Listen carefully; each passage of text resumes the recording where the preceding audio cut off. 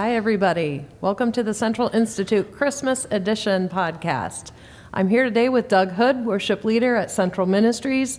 Doug, I don't feel like you really need an introduction, but for those who may not know a lot about you, they just see you on Sunday morning. Could you share with us a little bit about yourself, your family, and maybe even what you do when you're not behind the keys? Sure. Well, family, 5 kids, and now 4 grandkids, so that's cool. 2 dogs, big dog, little dog. So there's always something going on at our house.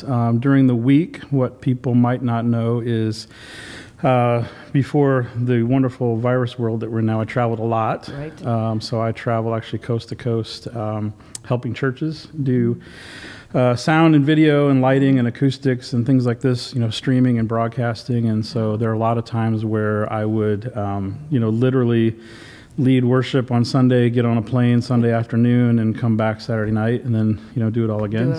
Not every week, thankfully, but yeah, I travel a lot and help churches all across the country. Yep. Yeah, that's really exciting. Yeah. I know you're a busy traveler for sure. Yep, love it. Yeah. Yeah. Could you share with us a Christmas tradition from your home?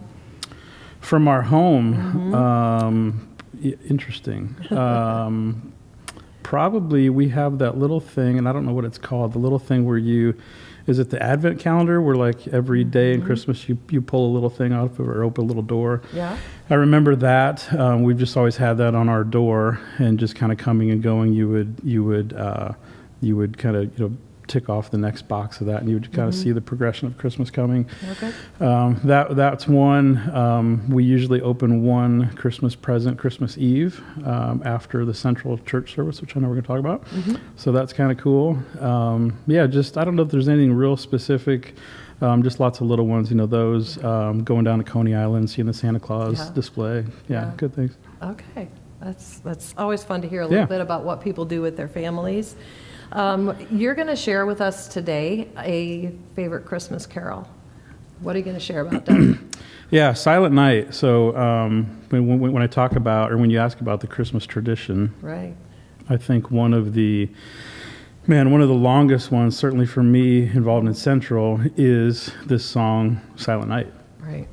And so every year, that's how we end the service. So I wanted to share the kind of the origins of that song. So in 1818, so 202 years ago, there's a pastor in Austria, and he's walking home from church one night. Actually, it's December 23rd, so the Christmas Eve.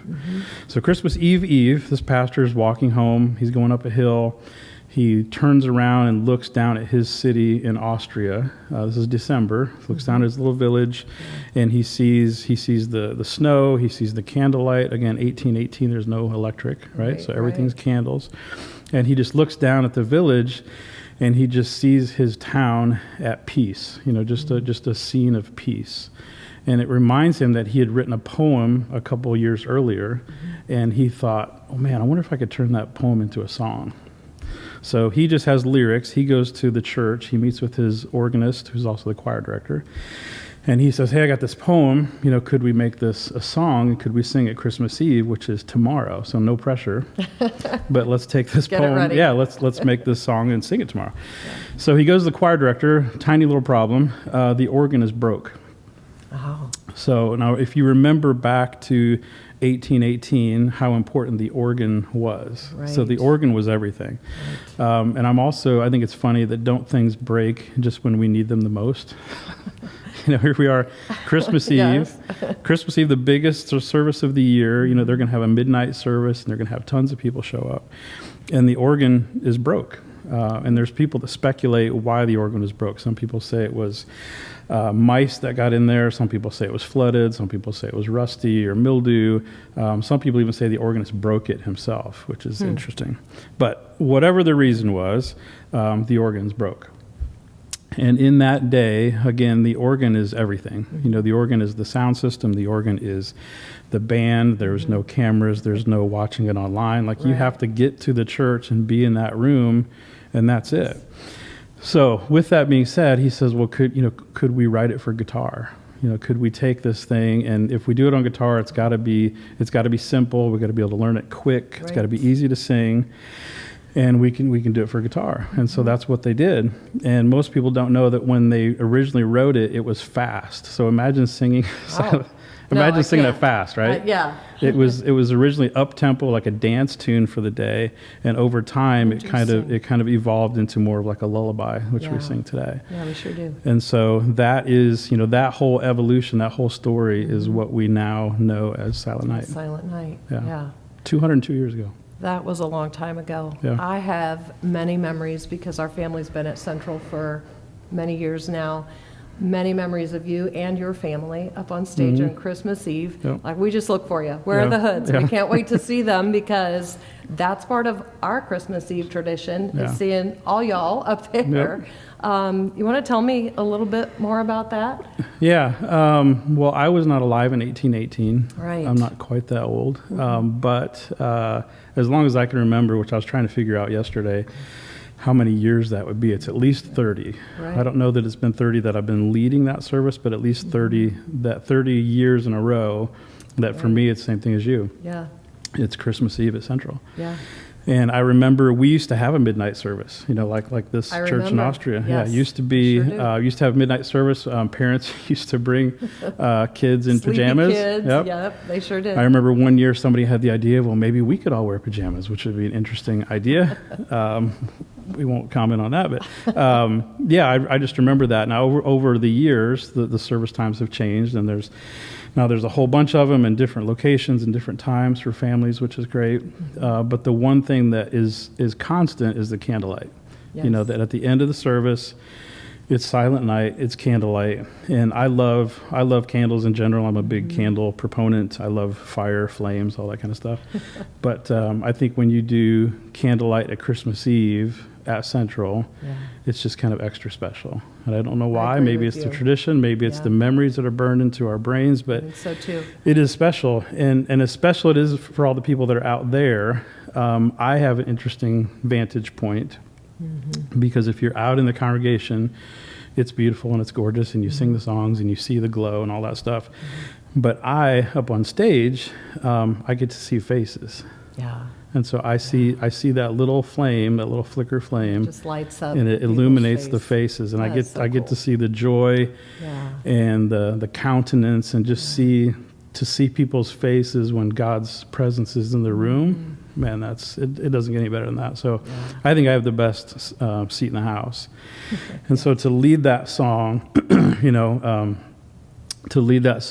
when we strip away the instruments, and by the end of it, it's just voices. So it's just voices, it's just candles.